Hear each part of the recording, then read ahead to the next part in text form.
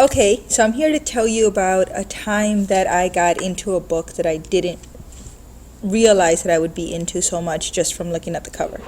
So this is a summer before my senior year in high school, and I had to read a book titled Jane Eyre, and you see it there. So this upset me for many reasons. One, the book was 480 pages long. Two, look at the cover. Who'd be intrigued by a book like this? And three, it was summertime when I was assigned to read this book, and the last thing in the world that I wanted to do was read a book, especially this book, this really long book over the summer.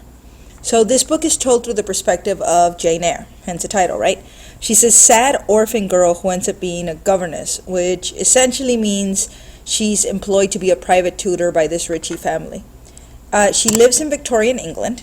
What does that mean? It means she lived during a time that I meant to be lonely, dark, and rainy, much like this picture. Not very enticing. Long story short, I was not happy. Then, because I'm a good little nerd, I started reading.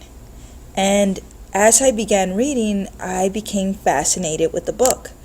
I became fascinated with Rochester, who is the guy that Jane Eyre works for and ends up falling in love with. Predictable, right?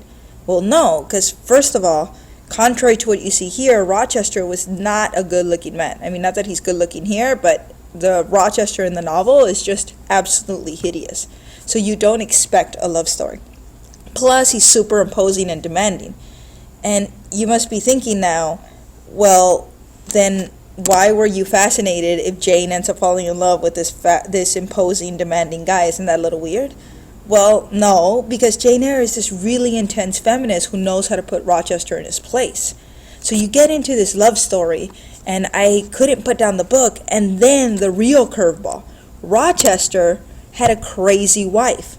Not just a regular old crazy wife, one that was locked up in the attic. Needless to say, this became more interesting to me than La Mentira, which was the Mexican soap opera to which I was then also addicted. And that's saying something, that I would pass up watching my Mexican soap opera to read this novel.